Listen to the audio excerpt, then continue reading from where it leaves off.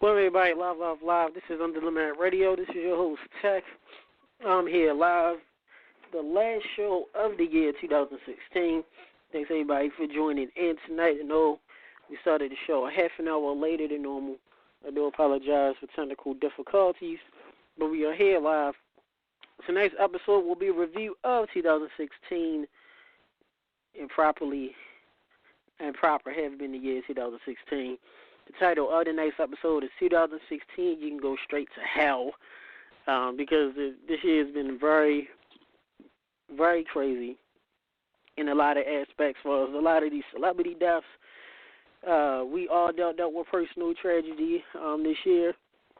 A lot of bad things happened this year, 2016. But also, a lot of good things has happened as well. We're here to talk about myself, Everton Shaquane, Saltine.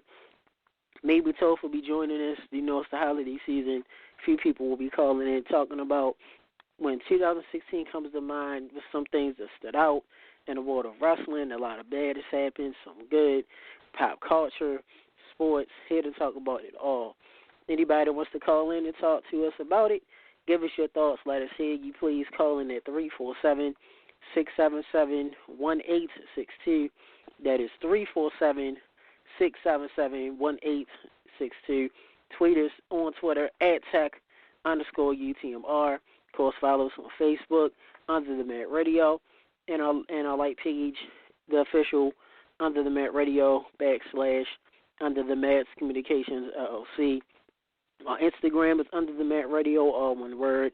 Of course, the YouTube channel, same name as the show. And email us at underthematradio@gmail.com. So we thank everybody for tuning in for this last show of the year, because when we talk next week, it will be the year of 2017. Do definitely believe this year went by very fast, if I do say so myself. Give everybody a chance to go and bring in the Under the Mat Radio staff, as you all know them and love them. So just give me a second. Please, fans, don't forget to tweet us, DM us, tweet us, text us, contact us in any way, email us. Let us know your thoughts of this crazy year. Just give me 1 second, guys, as we work on the board, as the board is loading, stalling. I guess, hopefully, I wish everybody a Merry Christmas, Happy Holidays. Hopefully, Santa Claus has been good to you. Happy Kwanzaa also to our beloved fans that do celebrate Kwanzaa. Hopefully everybody enjoyed Sunday.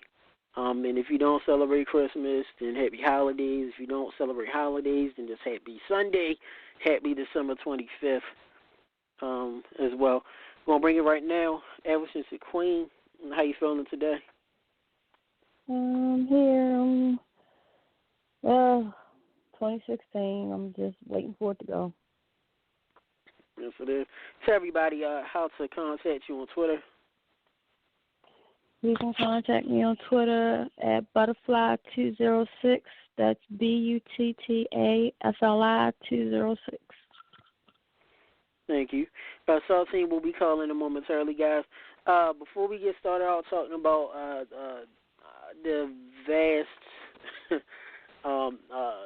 craziness and mixed emotions of 2016, which we'll go by in sections, I'm going to bring in one of our good old buddies, Nate. Welcome, brother, back to Under the Mat Radio. How you feeling? What's up, man? Happy holidays to all you guys. Happy holidays to you. Do you definitely go ahead before you start, Nate? Go ahead and plug your show. Definitely enjoy your show. One of the funnest shows that's around. Yeah, check it out. Inside Wrestling. I do it on Blog Talk. I usually do Raw reviews like on Wednesday, SmackDown reviews. And also on Talk Show on the weekends, do longer shows on Talk Show, Inside Wrestling. Check it out. Yeah, please don't forget, check out our group page and our like page where Nate and myself do post a link to Inside Wrestling. Yours truly have made appearances on it. So has Toph. It's a good old fun show, just talking about wrestling, having fun. And, of course, we all know, Nate, you are the top John Cena hater. Oh, man. Definitely. buy your stocks right now at Home Depot, Lowe's for shovels, and AJ Styles. It was nice knowing you. So. One thing, of course, one thing you do that the fans do appreciate, all of everyone here at Unlimited Radio Love, is you always do your weekly Vince McMahon impersonation. Always gives us an insight of what Vince is saying in his office. So, if you want to go ahead and you said earlier you would give your predictions of what Vince will be saying for 2017. So you can go ahead and do that. Oh, man, I got some big plans. Look at the beef we got, Big Cass and Rusev, and I got some big plans for 2017 for Strowman and Roman Reigns. Oh, it's going to be a beefy 2017 for the big men in the WWE, and that's the way I like it. Yeah.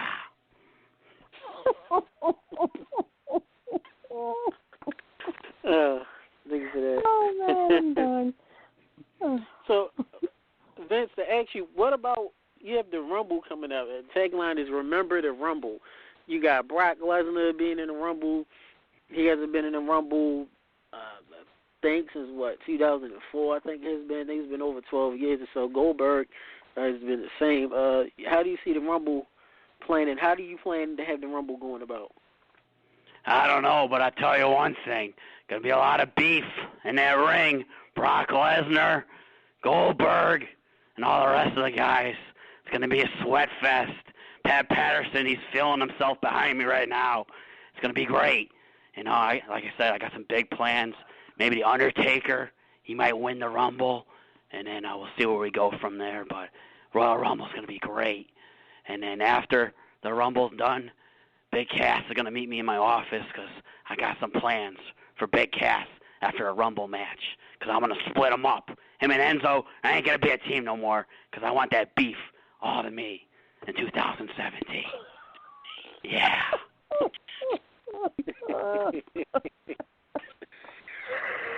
Shout out to the beef. God. The beef of that. You can't break up Enzo and Big Cass, man. Hey, I don't like Enzo more. I don't care about his little Italian sausage. I want the big beefaroni, Big Cass, his big salami in me tonight. Fuck him. Thank you for that. Thank you, Vince, for that. Oh, man. Nate, the year 2016, a lot has transpired in the world of pop culture and wrestling. Overall, for you, what are some of your favorite moments of 2016? And then tell us real quick some of your least favorite moments. I don't know, really, for wrestling-wise, really nothing great. I mean, AJ Styles coming in WWE was great. I think probably that was one of the highlights. The pushing Strowman, that's good towards the end. I mean, Raw's been so dismal this whole year. I'm still mad about the brand split and all that. I honestly believe that they should have kept world title, IC title, US title on Raw, and then have SmackDown have women's title, tag titles, and cruiserweights. I think they should have did that with the title picture, but I don't know. I didn't like the brand split, so hopefully things change in 2017. Hopefully Kenny Omega comes in for the Royal Rumble because I'm really excited for that because me and Topher, Chris, will always talk about Kenny Omega and Ziggler going at it. So hopefully that happens to start 2017, So we'll see what happens, but hopefully a better year for wrestling for 2017. Yeah, Kenny Omega, good buddy of ours, former guest on the show.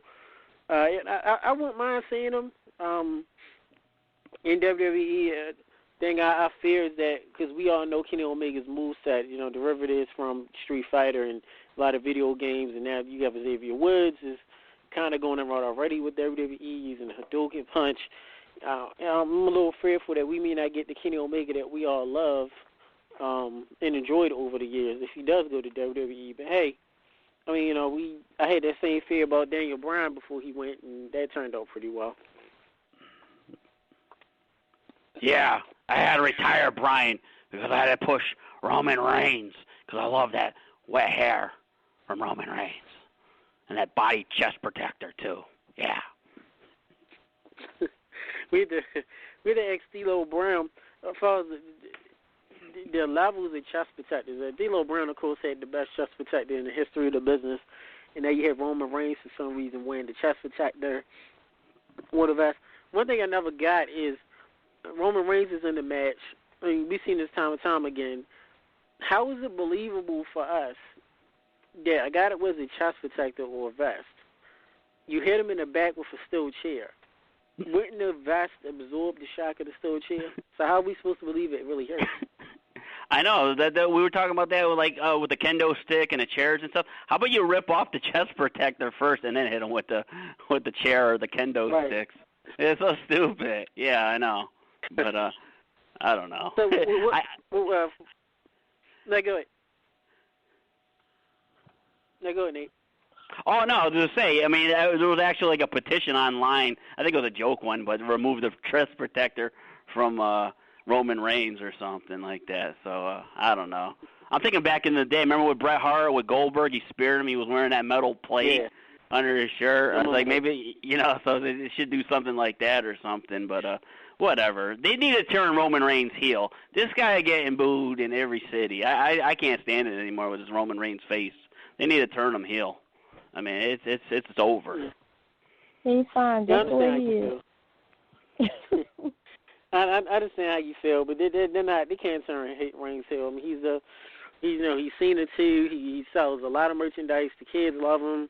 The women love him. The men are going to hate him. And with the things going on with WWE, you got to keep Reigns. It's more profitable to keep Reigns as a face than to turn him heel. Especially with Cena being part-time now, as we talked about a year ago that Cena was going to be part-time.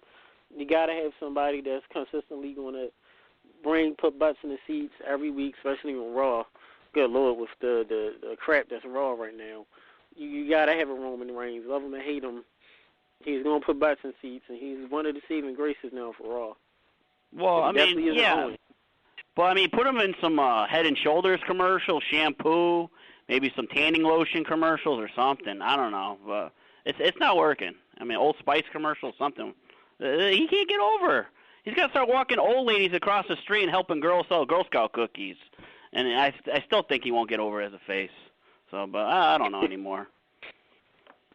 And John Cena already, I'm sorry, Tech, but John Cena already said he wasn't going anywhere. So I don't know about that part-time stuff. Well, he said he wasn't going anywhere. Cena's not going to go anywhere. He's still going to be in WWE, but Cena's part-time, meaning that he's not going to be at every show. As you see, he's not at every pay-per-view. So he's not going to be attraction like a Brock or like the Big Show where he's going to disappear from months on end. But if you notice, after WrestleMania, and we said this before, you haven't seen Captain Full Kits at every SmackDown, at every Raw, even every pay-per-view. He didn't wrestle at Roadblock. He didn't wrestle. He wasn't even on Survivor Series at all. And he just made an appearance on SmackDown tonight. So Cena's done a lot of stuff. People forget, Cena's been on top for 12, 13 years. He wrestled every night, every event. Cena's getting old. He's up there. So I seen Cena. We're still going to see him maybe once a month, twice a month, but it won't be every week like we used to see. And I think with SmackDown being the better show right now, SmackDown has enough star power to where they can actually hold it on their own, where they don't necessarily have to rely on Cena like in the past, where you had to have Cena. Now, Cena could take a couple of weeks off. He could do a whole bunch of other things, which, I mean, Cena deserves it. I mean, he still is the top. He still is the man. But, that definitely helps him out. Well, as long as he doesn't do what that damn Brock Lesnar does, then I'm good to go. Nah, you won't. See, two totally different guys, totally different people.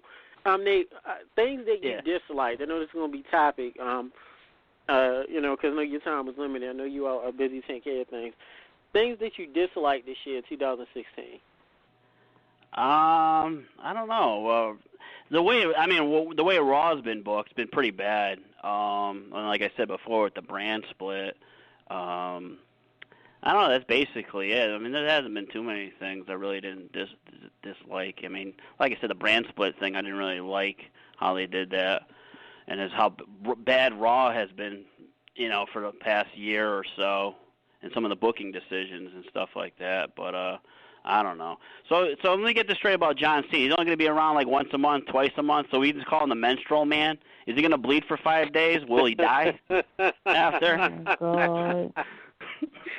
But, thanks a lot, Pat. The Menstrual Man. The Menstrual Man. Captain 4 Kids, the Menstrual Man. PMS Man. Pat. But thanks a lot, Pat. anyways, you guys have a nice New Year and stuff, and I'm doing a year in review on the talk show on Saturday. I'll have Mr. McMahon chiming in more. So you guys take care. Have a happy New Year and stuff. Yeah, no problem. Let me know, Nate. I'll definitely call in, and I'm known to do my Vince impersonations. I'll call in as Vince on your show. Yeah, cool. Call in anytime, Vince. We can always use personally. We're looking for a Kevin Dunn and a Pat Patterson too. Once in a while, chime in for the booking committee. Yeah. So. All right, man. Take care, guys. Yep. Bye. Okay, no problem. Everybody, that was our good old buddy Nate from Inside Wrestling. Please check him out.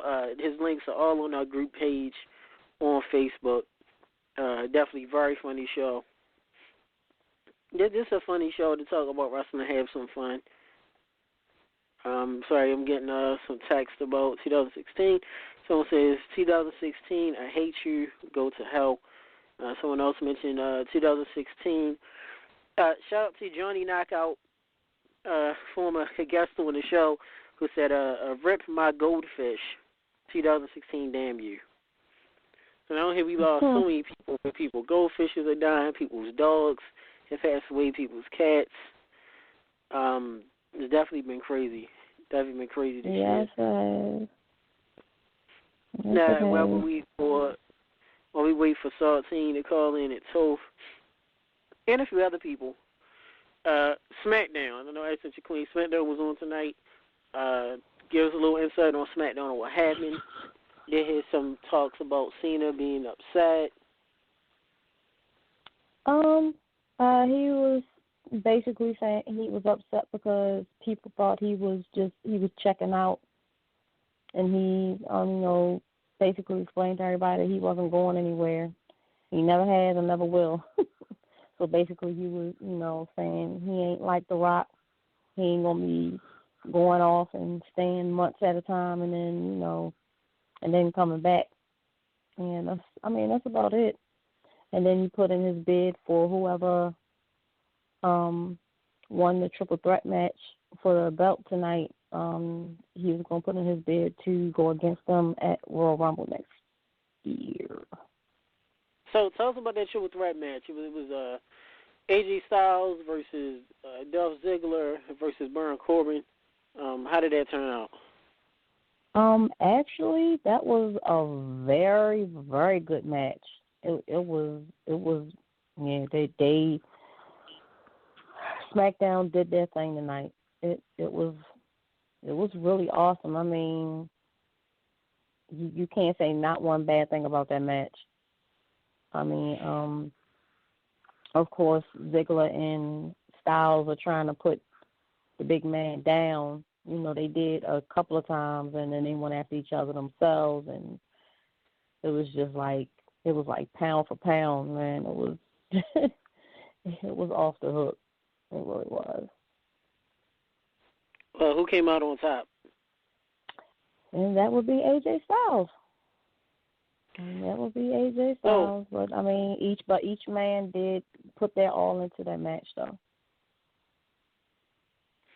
Now, the clip that I didn't get a chance to see the whole match. I did see someone was laid out on top of the announce table. Was that Ziggler? No, that was Baron Corbin. Okay. AJ Styles and Dolph Ziggler, they climbed the protective wall over the announce table as Baron Corbin was laying there, and they both did their signature moves on him, and all three of them broke the table. Let me check it out. In your opinion, why SmackDown seems to be a better show lately than Raw?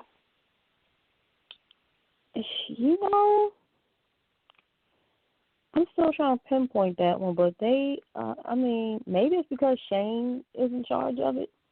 and Daniel Bryan, I mean, they seem to be, I mean, they have not yet had one bad show since they have, gotten Shane being the owner, not the owner, but,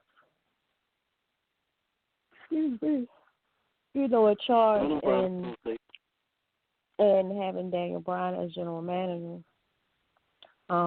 Their one pay-per-view, I can't remember which one it was like a sleeper, but other than that SmackDown is, and I hate to say that, but SmackDown is a way better show than Raw.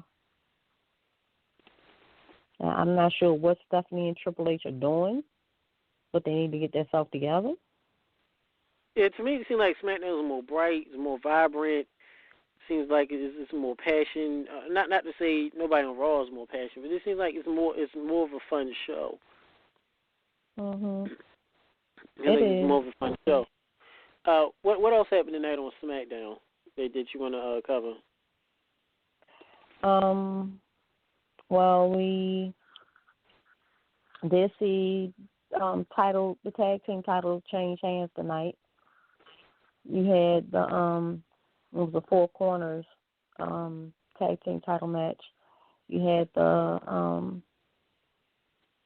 of course, you had the Wyatt family. You had the Usos. You had excuse me. No Slate. You had Rhino and what's his face? I can't think of his name right now. And then you had the Alphas and American Alpha. Yeah, the American Alphas, and we have new tag team champions. Now, from what I did see, from what I did see is that Randy was on the turnbuckle, was a miscommunication, and Randy ended up hitting Harper off the apron. Yes. It was a miscommunication, but I figured that's what's going to start. Oh, excuse me. That's what's going to start. I don't know if it's going to start anything between Randy Orton and the Wyatt family, but I heard maybe a few weeks ago Randy actually turned on the Wyatt family at a house show. Yeah, he didn't turn on him. He teased it. I did see that video. Bray. I'm not sure what combination. I know Randy was in the match, but I don't know if it was Randy and Bray, if it was Randy and Luke. They, of course, retained their titles. They were in the ring, all three of them posing, and Randy went and put his arm underneath Harper like he was going to do RKO. When he put his arm underneath, he stopped and started laughing, and Bray and Harper and them started laughing. And he was like, "We got you," and Randy did his pose. So it was like a little tease, little tease. Well, but, I don't think they're gonna be together too much longer. I mean, even though I know a lot of the fans do like the fact that Randy is with the Wyatt family. But after what happened tonight, I'm sure something's going to go down with them. Yes, I was one, this year, but Randy Orton. We can talk about Orton as one of the figures of 2016. Orton a couple years ago had been out of action for a while. Orton did return. We saw Orton for spotlights. He had his match, the match against Brock Lesnar at SummerSlam. That match definitely ended crazy. It was like, what the hell? Right. It's really a match we never really got to see when both were on top of their game for different reasons. And then all of a sudden you see him have, feeds with Bray and different people, and then he joins the Wyatt family. For me personally, I wasn't a fan of it at first. Didn't make sense, but as they stretched it out, I was like, wait a minute, this is kind of cool. It's a little different. I actually kind of like it. Now, your thoughts on Randy Orton? My thoughts, I've been mad at him. I was mad that when he first got with the Wyatt family. I've never liked the Wyatt family. So him being with them, it was just like a crush to my heart. I mean, like I said, I'm thinking I don't know what they're trying to do with the Wyatt family and with Randy Orton. But whatever it is, the fans like it. They're chanting for the RKO from him, and the lights are still going up for the Wyatt family when they come out for the entrance and all that other good stuff. But I'm not for it. Yes, I do switch up sometimes. It's funny these days where you have the guys who are the supposed faces, the good guys, and they're getting booed, the Roman Reigns and so forth. And then you have the heels that are getting cheered. So it kind of showed you that's how the fan bases are at the moment. The Wyatt family are heels. Orton getting cheered with the RKO, as you heard something tonight. Yeah, the Wyatts are getting cheered. You have Baron Corbin is getting cheers. It's not often where you see a heel, Braun Strowman, who will cover T, getting cheers. So it's not many heels you see in WWE that actually are legit heels that nobody really cheers for when they are born. Well, Baron Corbin actually was getting booed tonight. That I did hear. You had, it was like a mixed reaction with AJ Styles getting booed and cheered, and I really don't know where it's going with Dolph Ziggler with that match, but everybody enjoyed that match though with them three. It's just like you said, yeah, a lot of the heels are getting cheered and a lot of the faces are getting booed. Of course, as always, back and forth between Roman Reigns and John Cena getting the boos and the cheers, and John Cena still getting his thing, saying he sucks, and but of course, all the kids are loving Roman Reigns and John Cena. So, I mean, you still have some of the faces are getting cheered. I think it's like you go ahead. No, after you're done, I was going to mention, year 2016, people who stood out for as new stars, you got to give one of the top awards, if not the number one, is Braun Strowman. Yeah, I can give it to him. I mean, I don't care for him. I never did, but yeah, it's like you can't. They're doing him like, who was another big dude that they used to always have? It was Rusev.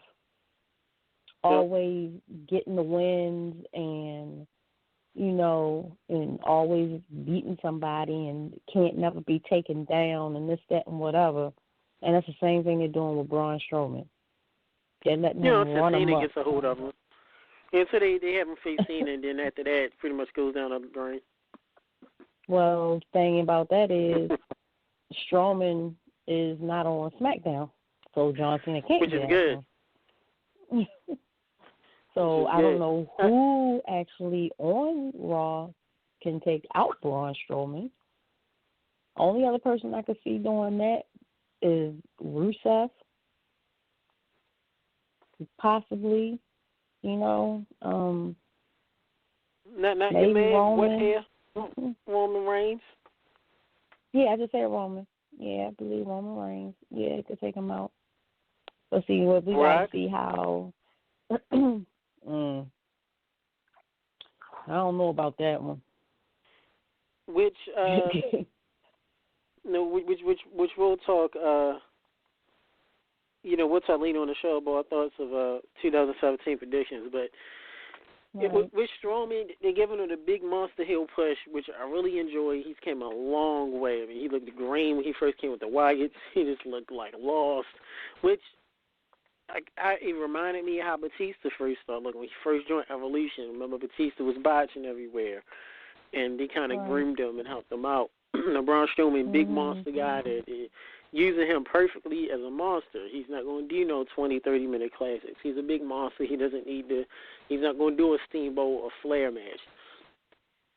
But they use him good. They build him as a monster heel. He does get some cheers, but he's a threat.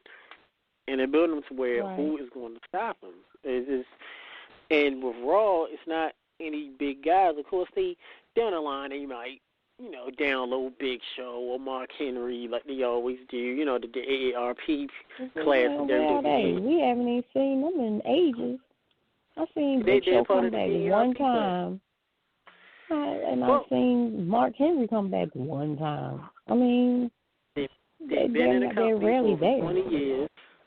Yeah, they've been in the company for over 20 years, so they're the disposables. You bring them in randomly to help get people over. They haven't been in a constant storyline in the past couple of years. Every time Mark Henry comes in, he's either getting beat up by Brock or beat up by somebody to help get him over. Same thing with Big Show. The last, and I don't even count Big Show's storyline he had with the Authority a year or so ago with that ironclad contract. I'm talking about actual wrestling storyline. He had a really good storyline with Sheamus when he was on SmackDown. I think when Sheamus was champion. But those are part of the people that they've been around. They really don't need to be on TV every week.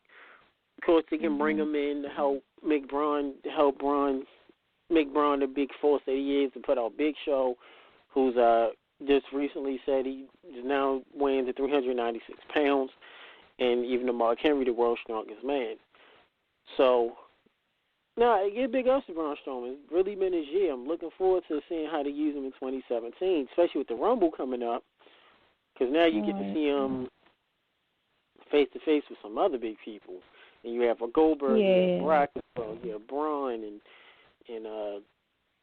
Corbin, and you still got the Dean Ambroses and AJ Styles and the other Cena, if he's going to be in the Rumble. So, it's a lot of possibilities. Get to see, see how that is. Right. Yeah, that's true. Which I just got confirmation that Featherstone, my man, for Pancakes and Power Slams, will be calling in momentarily as well. And, of course, Patrick Parents from BCW, Bowman Championship Wrestling, will be calling in to talk about the year 2016. The brand split, something, we'll revisit this when Featherstone and Parents call in. A lot of people don't like the brand split. Some people agree with it. Do you like it? Do you dislike it? One thing the brand split this year did provide is the overwhelming amount of pay-per-views. We go from 12 pay-per-views to, I forgot how many now. It's two pay-per-views a month. Right. It's like every week you watch one pay-per-view, and so a week later it's another pay-per-view. Like, good Lord. Now, the good thing is that we have the network. It's when the network comes in. It's because you don't have to worry about paying an extra, in an extra. Okay, we got Sophie online. I apologize. We don't have to worry about paying the extra, like the original brand split, the extra $45, $50 every 2 weeks for a pay-per-view. Right. In that rate, we can watch it for free. But good Lord, you watch one pay-per-view, come in Roadblock, and then the next week is that Raw pay-per-view or SmackDown pay-per-view. It's like, you can't even digest what happened last week. So I think it's like maybe between, is it 2 pay-per-views each month? There's 2 pay-per-views each month for each brand. So now we done seen the last of who it was Roadblock. It was for Raw, right? Yes. That was there. Yeah, remember it's Roadblock end of the line people, because it was 2 Roadblocks this year. I mean, I totally forgot. Thank you, Toe, for reminding us. Yeah, we had the original Roadblock, and then we had Roadblock the sequel. So how you feeling, Toe? Oh, yeah, well, I'm doing good, just chilling. How you guys tonight? Hey, Toes, how are you? You missed Nate. Nate from Inside Wrestling called in, as Vince. He gave us Vince's thoughts of the Rumble in 2017.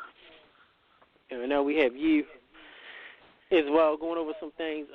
Topic now is the brand split. I know you hated the brand split. At first, I kind of was for it. I kind of realized it was the necessary evil, because you had to split some of them people up to make new stars. But overall, for the greater good, they made emphasis. The Queen said you got all these damn pay-per-views. Roadblock 1, you got pay-per-views having sequels. Toph, I know you hate it. I know you're not a fan. Your thoughts 2016 with the extra pay-per-views? Yeah, I pretty much feel the same. It's a bad idea, and it leads to an oversaturation of a product. That's why it failed the first time. I remember it failed the first time because the pay-per-view buy rates were not any good. Obviously, we live in a network era now, but still, there's an oversaturation of the product. Like you said, it seems like there's a show every other week, and then when you add in 205 Live and NXT, that's a lot of hours, you know. So Raw's 3 hours, SmackDown's 2 hours, and then you have NXT, which is 6 hours, and then you have 205 Live, that's 7 hours, and now they're going to bring some United Kingdom show, that's 8 hours. 8 hours. And then you got 3 commentary team on NXT, 3 commentary team on Raw, a 4 commentary team on SmackDown. It's just too much.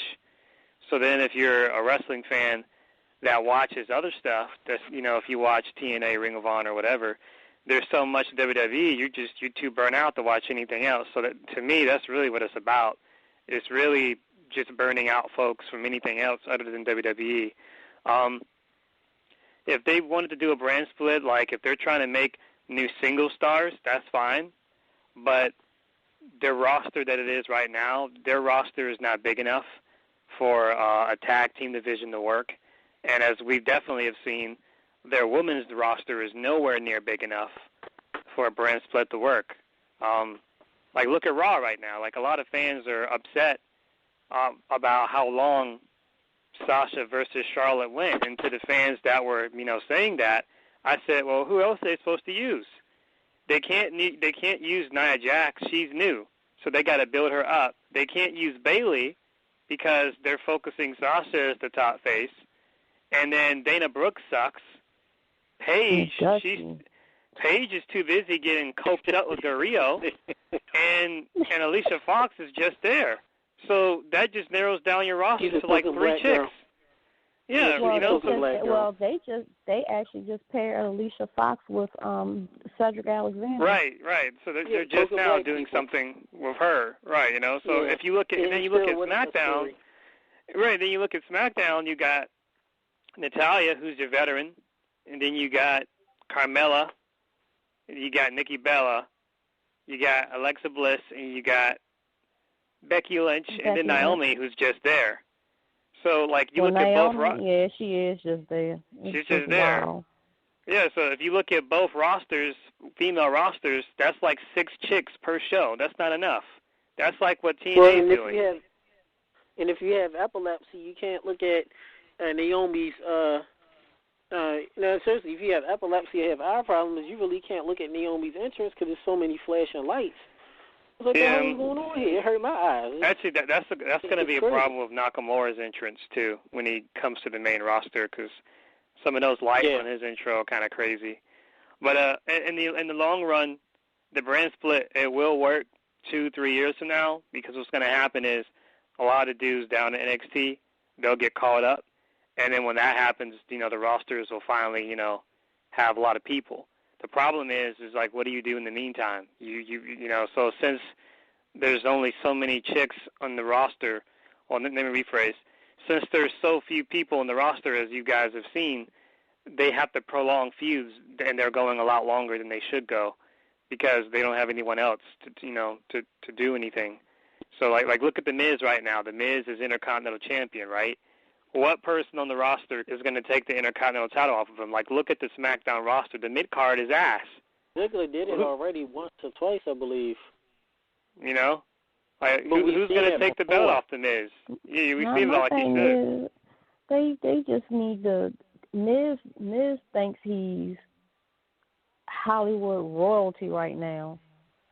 And I know for a fact off of WWE, he is a real ass. He's a series of ass. I never did like him. I didn't like him when he was on Real World. I didn't like him when he came in. It's just I mean, they just to defend the Miz, which everyone knows, definitely Toph knows that I'm not the biggest Miz fan. To defend the Miz on that, Miz had to be a butt. Because when the Miz came in, no one gave him a shot. Basically, people forget this.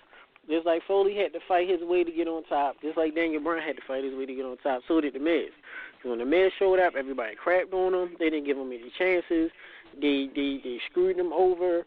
And Miz is one of the few, love him or hate him, and you put this guy there with Jericho and with Zack Ryder. He is one of the people that you can think for WWE to start to go through the social media area with the tweets and the touts. Whatever happened to touts, by the way? Tweets and touts and WWE app and everything else. Miz got over on his own. He busted his ass to get where he got. And sometimes you got to be an asshole. You got to be. But everything that the Miz got to get over, he did it. Not to say WWE didn't help him, but he forced their hand. He didn't say, look, you guys didn't want to give me a chance. Like Daniel Bryan, I'm going to force you to give me a chance. And he did. So, I mean, you got to give him that. And he's charismatic. He's IC champ. Like Toe mentioned, for a reason right now, because of the talent pool, Miz deals with deals with a lot of concussions. If the Miz was in the NFL, he would never wrestle. Okay, question though, if he's having all these problems with concussions, why do they still have him with the belt? Because there's nobody else. Right, and you got to keep the belt. They can use somebody else to give the damn belt to Dolph. To who? Yeah, but Dolph Ziggler. But Dolph. No. Right, but Dolph is good to have the belt for as him being a wrestler. Dolph can't carry promos. And Dolph doesn't really so... Put it like this, you got to think on this. Dolph is great in the ring. He is. But that's where he stops. Dolph isn't really charismatic on the mic. Plus, the Miz name transcends over wrestling. If you're not in the WWE and the wrestling, you don't know who Dolph Ziggler is. But there's people that's not wrestling fans that know who the Miz is. Because you have the Real World. Remember, he did stuff. He's been on MTV. He's been on Jimmy Fallon. Just like Cena and Roman Reigns, he's done a lot of pop culture stuff. He's been on other TV shows. He's been in WWE movies. He was on that crappy NBC 2 years ago, that holiday movie. Remember that? Wasn't it with Paige? It was with Paige, wasn't it? Right. Mm-hmm. Right. Where WWE turned them heel and forgot that all crap Miz is doing a movie, so they turned them back being face a week later. So the Miz name is pop culture. People know who the Miz is. It's just not wrestling. So you got to have somebody right now with a belt that can transcend it, that can do promos. He doesn't wrestle every week, but when he can wrestle, he does, and he gets over. You got to have a Ziggler because Ziggler can wrestle. Ziggler, thank God he's good enough where he can wrestle mid-card and in the high division because of SmackDown. So you gotta give it to the Miz right now. But like Toe said, who else you gonna have? You eliminate Ziggler, you're not gonna give Ambrose the IC title. He's feuding with AJ. Take away AJ, Baron Corbin's green. They're still working him. Who do you have left? No one. The tag titles, you got the Wyatts. They're doing the New Day thing with 3 people. American Alpha just won the titles. So I guess they're going to feud with the Wyatts. But then, okay, you got the Usos. They being thugs or gangsters or whatever you call them now. Yeah, they need to change them back because that's not working for them. That's really not working for them. It's not. That gangster stuff is not working for them. You got the gangster Usos. Anybody else told me on false tags? Ryder's hurt. He's going to be out 4 to 6 weeks, so that kind of kills. He had knee surgery. Yeah, he's out. Yeah, so that kind of kills. Yeah, he had knee surgery. Mm-hmm. Right, and Hawkins. I give me some. Not Hawk. No. See what happened with the Hawkins dude. What happened with the Hawkins dude was everywhere. Whatever plans they had on SmackDown, they have for Shelton. And then when Shelton had to go through the surgery, that kind of really hurt them. So, right. After Shelton got hurt, WWE started sending offers to just these random, some friends of the program, just be real.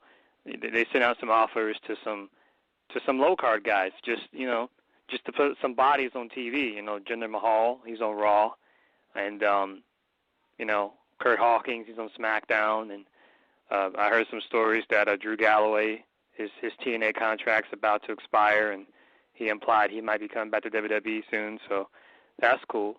But just to answer your question, the brand split, I'll agree with you in the sense that they need to make new single stars. That's cool. But the roster as it is right now, it's not big enough for a tag team division and a women's division to consistently work.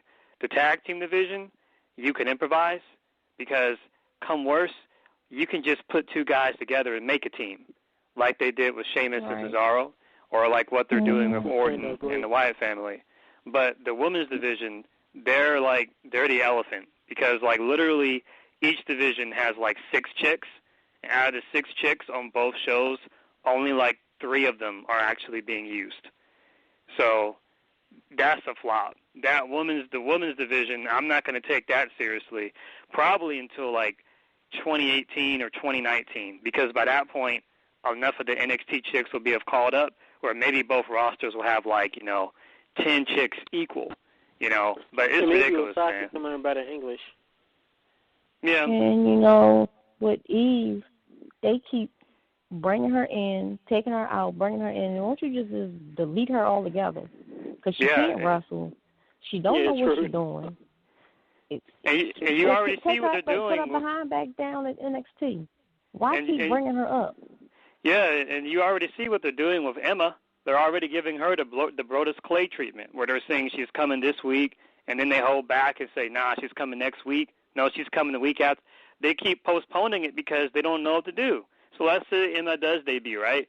Say she debuts the first Raw of January, right? What does she do? What does she do? Okay, so Sasha's feuding with Nia Jax, and then Bayley's feuding with Charlotte. So who does Emma fight? There's no one. Naomi. Alicia Fox. Naomi's on SmackDown. No, Naomi's on SmackDown. Alicia you see Fox. what I'm saying? Alicia Fox, okay, I guess they can use her. That's, I was never a Paige fan. I thought she was overrated.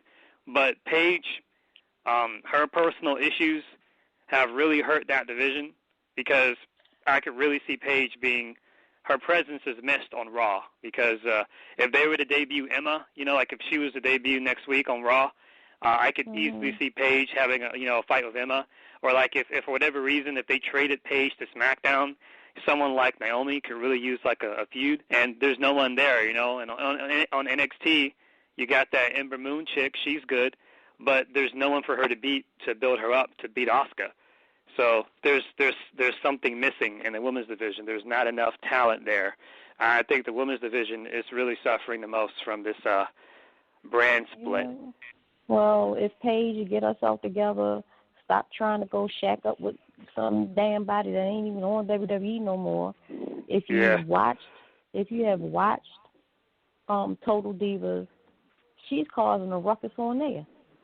I think she's trying to get herself fired because I know she's locked in to what was her contract status, Nate? I think she's not Nate. Tech. What was her contract status? Didn't she sign a 4 or 5 year deal or something? Yeah, something like that. Yeah, it was 4 or 5 year deal. Yeah, I think she's trying to get herself fired. Yeah, and then on that, she's not getting it done because she's been showing up late to shows, or she's doing this, doing that. She's going in there causing trouble with everybody. Now coming tomorrow, I don't know if it's tomorrow, if it's next year, she's getting ready to go head to head with Eve now, because Eve doing some dumb shit now that ain't making no damn sense. I don't see why they still have her. Why do you still have her? They have her because of her international star power, and they really like her in the UK. But she's replaceable. Send her ass over there. Send her ass over to the UK then. Shit. It's kind of sad, actually. It's really sad because I remember It's 2016 now, about to be 2017. I remember like 2 or 3 years ago, you guys might have seen it. There's like that photo that went viral, and it showed AJ Lee when she was Divas champion and Paige when she was NXT Women's champion. And that picture went viral, and everyone said those two were going to save the women's division. But at the end of the day, they're both chicks that they're both chicks that just left to be with their boyfriend / husband. Oh, I was going to say, well, we know why AJ left. Yeah. You know, and Paige, I guess she, like you said, she's trying to get herself fired for Alberto for what? You ain't known a man but a hot second, and you done moved in with him. Get a chance to get a tamale or a burrito. Oh, Lord. Gotta get it when you can. Get it when you can. I don't know. Somebody's got to do something with the women's division.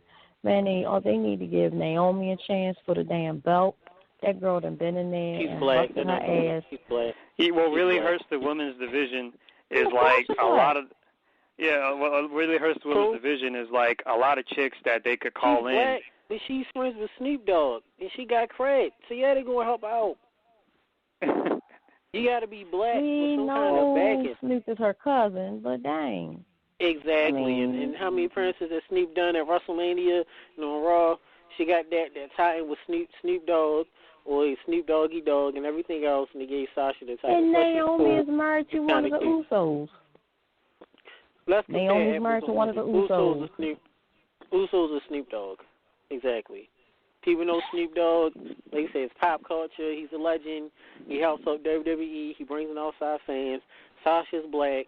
She's cousins with Snoop Dogg. She's kind of cute. Her face still looks kind of weird to me, like an anime character. Her hair keeps changing up different shades and tints of red every year.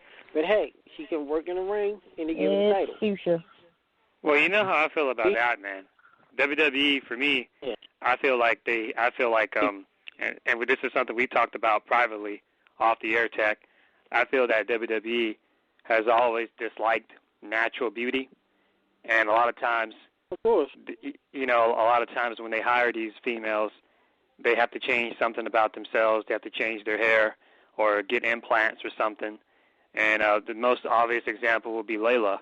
I thought when Layla first came to WWE, she was very attractive, and it was like the longer she was there, they made her look less black and more like, I don't know what the word I'm looking for. They made her look more, I guess, British. Black. She was Australian. She's from London. She's from London. She's British.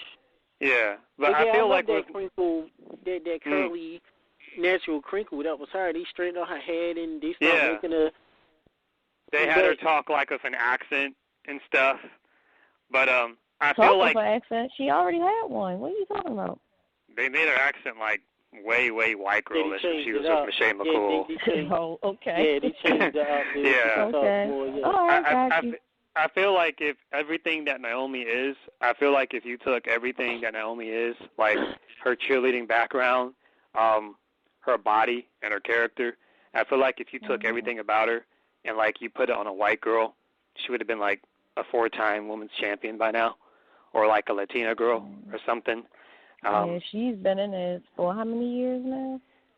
Yeah. She's had to been in there over 10 years now? No, Naomi hasn't been there that long. She's been there since let's see. When did that it seemed like it. Okay, well, I guess she was in FCW, so that counts, doesn't it? I never watched FCW, but I do know she's been there since that NXT show, the bad one. Remember the season 3? That was like 2010. So it's been like 6 years. So yeah, she's been there for a long time, but she came a long way, and they still is not trying to. And they've yet to use her, you know. So to all the fans that are listening, this isn't a black thing. Like she's the only diva. I'm sorry. She's the only female talent on SmackDown that is yet to be like used in an actual story. Like since they've done the brand split so far, you did the whole Eve Marie thing, where she found a way out of her matches. Alexa Bliss has been feuding with Becky Lynch. Becky Lynch has been feuding with Alexa Bliss. Nikki Bella has been feuding with Carmella. Carmella's been feuding with Nikki Bella, and Natalya has basically been like this bitter veteran that feels like she's been looked over. And literally, Naomi's the only person that has not been in the actual story. They gave her a new entrant. Actually, she was used tonight. Oh, what did they use her for? They actually, when Becky Lynch and Alexa Bliss were going for the belt tonight, and they brought out, well, she came running out dressed as Becky was dressed last week to beat Alexa Bliss with the to mask. go for the belt. Yeah, she had the mask on. Mm-hmm.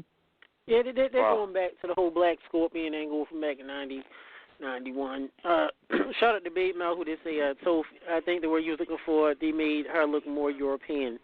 Non-black, which is true. Yeah, I guess. Non-black. Yeah, they did. What I'm going to bring in right now, Pat, what's going on, man? Patrick from Baltimore Championship Wrestling, what's happening? Hey, what's going on, G? How's it going? Doing good. Now, Happy holidays. Happy holidays to you. Thank you. Appreciate it.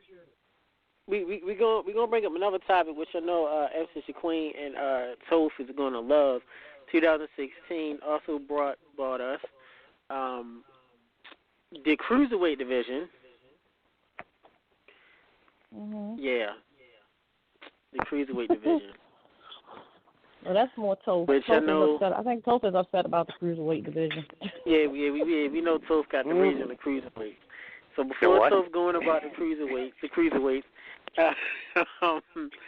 Patrick, give your thoughts real quick on the Cruiserweight division that was brought in by WWE this year.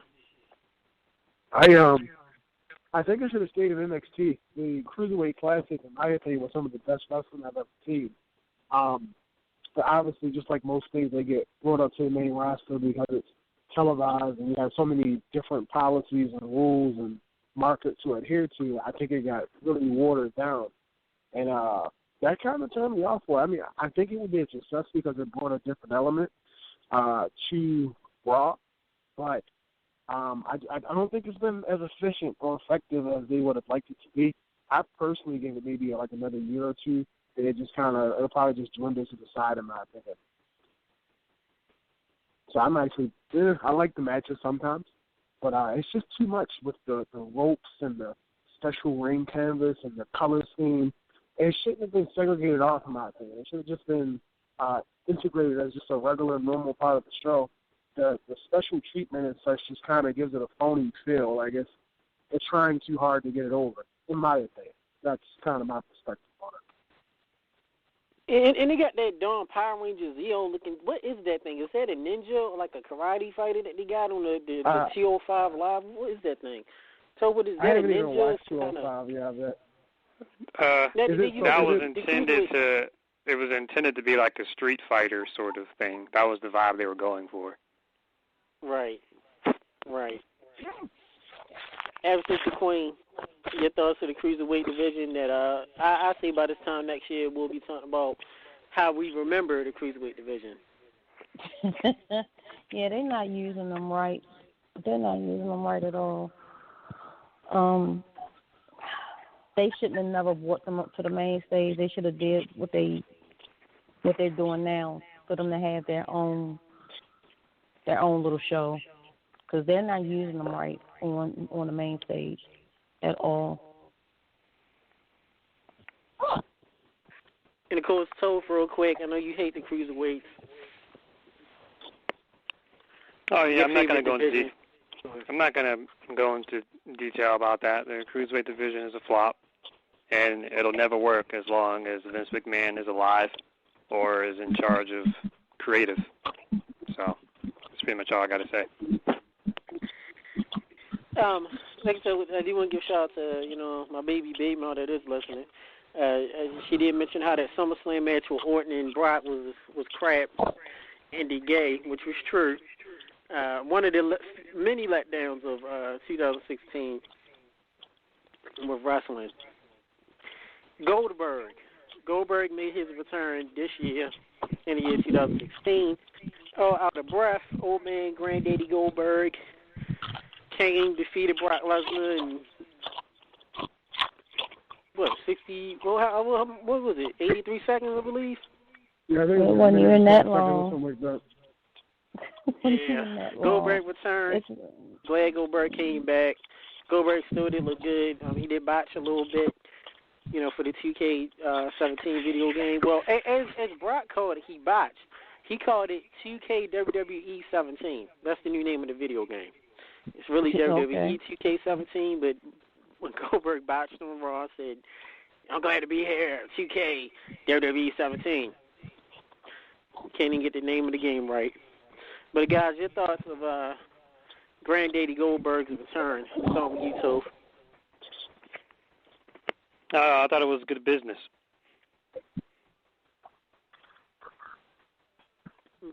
Yes, it's your queen.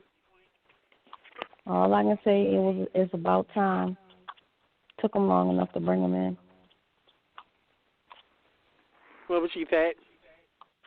I honestly think Brock and Goldberg was a 5-star match in my opinion, and it's kind of been a really unpopular view. But I think when you really look at what the sport of professional wrestling is supposed to be, Brock versus Goldberg literally had everything you could really ask for out of a wrestling match.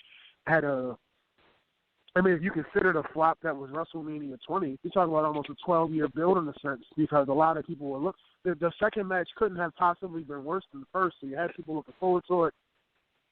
You obviously had your marketing aspect with the game and whatnot, but you had they built it as this big powerhouse fight between two guys in Canada at one of the biggest pay-per-views of the year.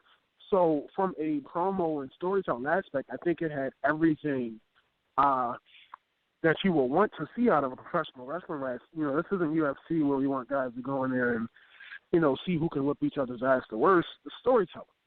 And then the match itself, everything from the entrances to Lesnar's execution of, pretty much taking the job. Then, even for Goldberg, I think it literally was the perfect match. It told the perfect story, and it had you talking about it. Even now, to this, very moment, even though the match was roughly a minute and a half, people are still talking about it. Now you have people interested in seeing what happens next. That was a 5-star match, in my opinion. I think it's kind of been the perfect program. All in all, it'll probably end off at WrestleMania, I'm assuming, because they'll probably draw as much money as they can off of it. But I think the execution's been perfect. And also, because my son's a prime example. My son's 7. He's never heard of Goldberg outside of the 2K promotion. Never heard of him. Of course he went. He wasn't born until 2010. But as is with a lot of other children, the Goldberg, segment with Lesnar forced them to go back and look at him and check out the character. And I kid you not, since that match, Goldberg is probably the most used character in my household. Because it was a kid-based character with the dominance and the quick matches and stuff like that. So I think it's been perfect. I wouldn't get it no differently if I was nuts. I think it was perfect execution, and it was a 5-star match, regardless of what people say.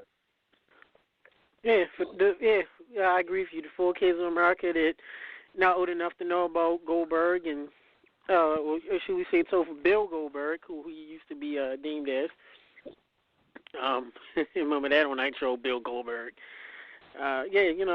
Kids can play as them, the 4 kids of America. Gotta give them a shout out. Next topic before we get to celebrity deaths, WrestleMania 32.